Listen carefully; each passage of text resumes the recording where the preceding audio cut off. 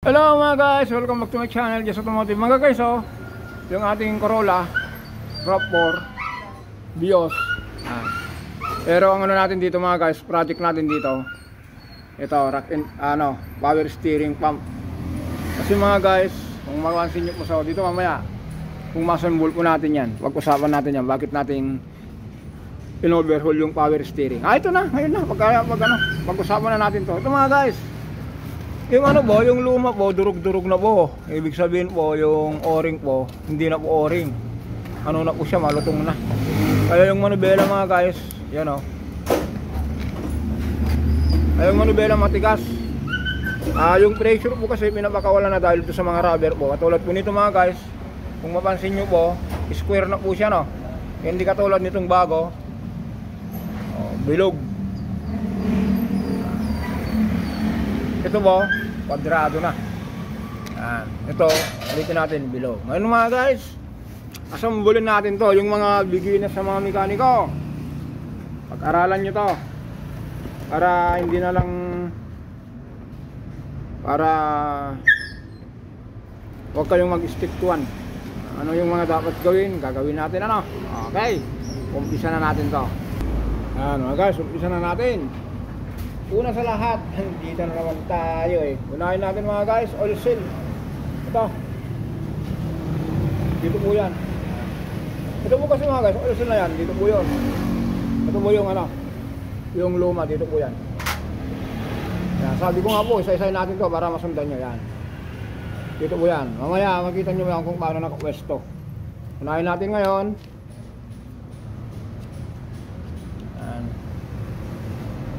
Dito. Yan. Yan.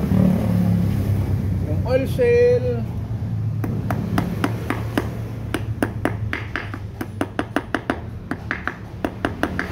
Yan.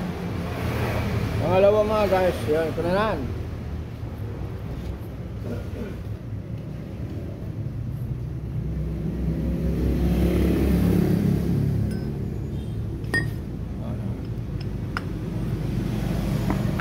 Okay. Tapos mga guys, ang pinakamalala dito, ito yung o-ring na to. Ano?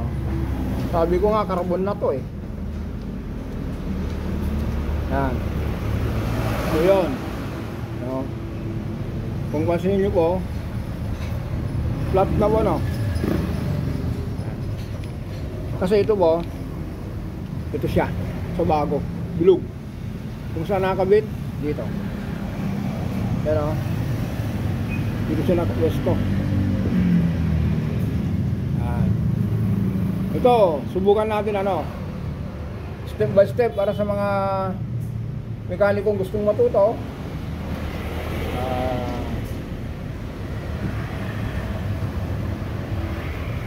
Masundan nila to. Kasi ang dami nating power steering, rack and pinion. Pero minsan mga guys, hindi ko kasi nakukumpleto dahil yun nga po, medyo alanganin tayo sa oras. Pero sa ngayon, subukan natin. Ito po mga guys, ito to. Ito po yun. Kung pansinin nyo po, flat na naman po ito, flat. Yung bago po, ito nyo po, bilog. Yan siya flat na itong luma, bilog ito. Pero nakakabit yan dito. Tapos yung yung o-ring po dito yon. Yung dito. Ito. Kita nyo po ito. Dito po siya mga guys. Yun. Kita nyo po. Tapos ganyan po siya. Okay. Tapos itong gatla nga to, meron ding gatla dyan. Ito po yun. Yun. Para dito yan. Ganyan lang po yan. Subukan natin mga guys. Isa-isa natin to.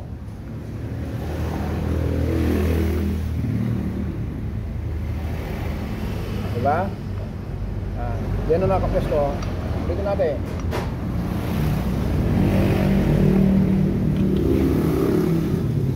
Dito siya. Ayun mga guys, para po hindi po malaglag, lagyan natin ng konting grasa. Kunyan. Yan. Wala, nakalakot na po siya. Kaya po tumitigas yung mga manubela mga guys. Ito po yun. Pit-pit na po ito. Hindi na po kayang i-hold yung pressure. Kung sa ano po, nagbabak pressure na po, bumabalik na po dito sa pump. Instead na dadali niya sa rack and pinion, kasi may check valve po ito guys. Andito, ngayon po, imbes na dadali niya sa rack and pinion, yung 30% po, hindi niya po may deliver. Andito na lang po, kaya nagkakaroon po minsan ng ano, ng noise yung manubela, ingay. Okay?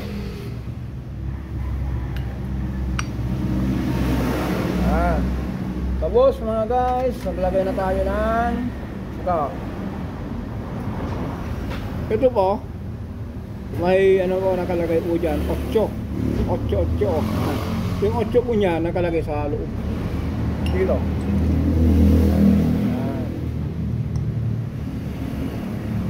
Tapos itong pinaka ano niya, housing ng impeller, dito po siya.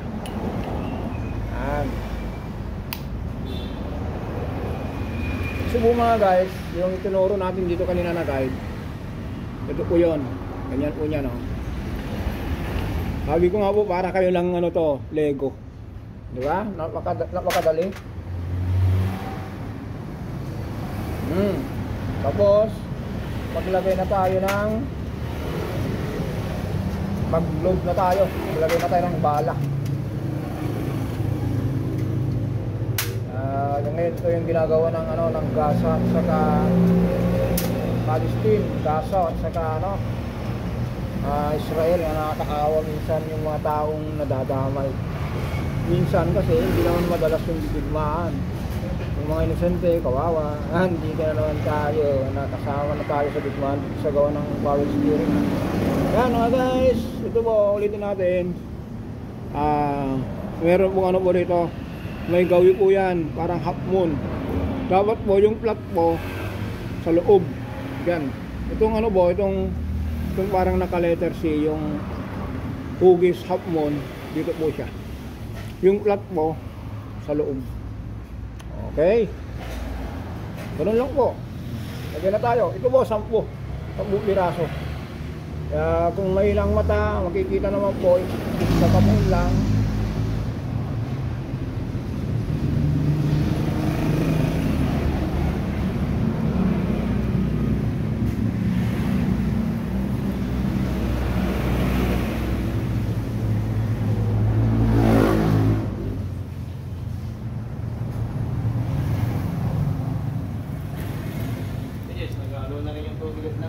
Ba? Nakalo ba ito buklas? Okay, no problem. Solve natin yan. Mga guys, meron tayo kasi ano, i-overhaul na Nissan. Nakalo ba ito sa kalaman. Ngayon yung troubleshoot natin kung paano mag-troubleshoot ng palyado. Habang nagdadal-dal tayo kanina, sabi ko nga eh, nakasambol na rin natin ito. Sakto mga guys, 10.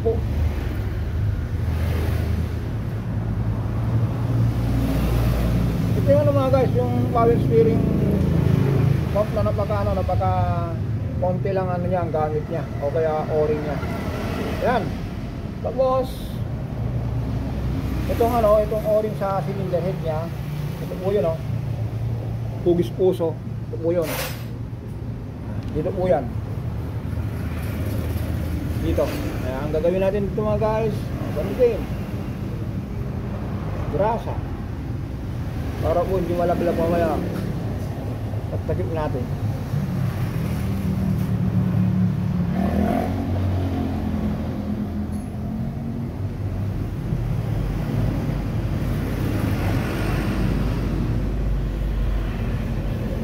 Okay. Ganun lang. Mamaya yan, tapos na yan. Yan guys. Ito ba, dahil nakumpleto na natin to, ito na ba yung ano, tatakpan na natin, ano, wala na ba kayong magbilin. Dito na naman tayo. Yan naman guys, ito na. Ito po, dito sa guide. Ganyan. Ulitin natin ha.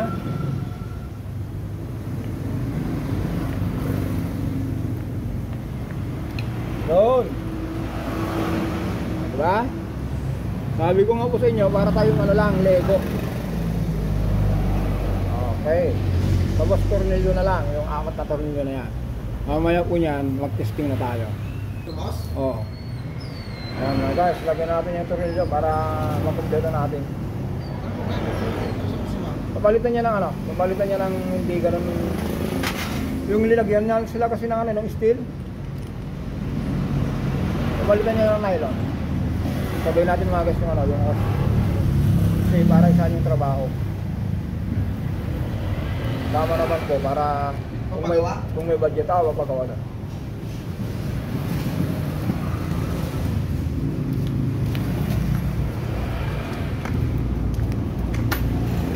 Ganun lang mga guys. Sabi nga kanina, medyo yung daldalan natin, mas matagal pa eh. Kaya nga sabi ko mga guys, yung nagdadaldalan din parati, walang mangyayari. Hindi na makagawa ng trabaho. Kaya yung mga nanonood minsan ng vlog ko, humingi na lang ako ng pasensya kung hindi ko makompleto kasi minsan kung nakabantay yung may-ari, sabihin niya mas madaldal pa to kaysa yung ginagawa niya. Dapat magtrabaho ka na lang. Ganun yung mga guys. Kaya pasensya na uli kayo ha.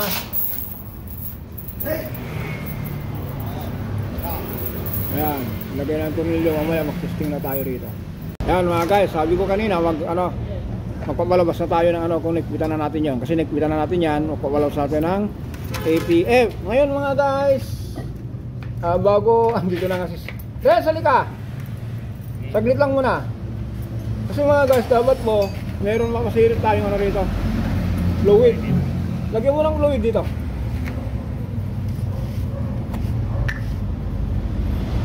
Yung dataan ha, yung kilos mo, napakagasmang. Mga guys, meron tayong 14. Lalagay natin dito.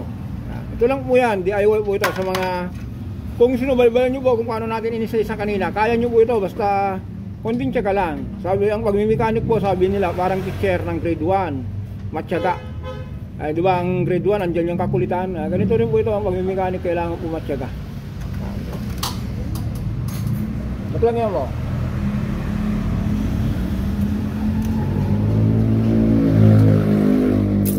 Ay, tama na, kamay pa lang, may sirit na. Yan. Pero dapat mga guys, ang gagamitin natin, ganito oh. Baril. Sisirit to. Oh, yan. Hoy, okay na. Ganun lang mga guys. Abangan nyo po pag road test natin. Pero ito po, gawin nating ano, yan. Dilim na. Yan, ganun lang mga guys. Ang ginamit natin dito, lalabasan natin muna ng ano, naglagay tayo rito. Kita nyo man kanina. Pero sabi ko nga po, hanggang dito na lang po tayo siguro.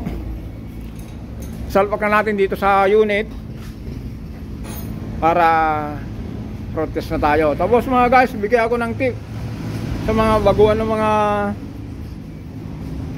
tindero sa auto supply. RAV4 po ito, second gen. Ang makina niya po 1AZ. Meron pong lumalabas po na Altis o kaya Camry na ganito po makina niya. Yung rack, yung steering pump po pares lang po nun. Yun ang makina po niya no. Yan yung makina niya. Okay mga guys, hanggang dito lang po tayo. Don't forget to subscribe, like and share. Maraming salamat.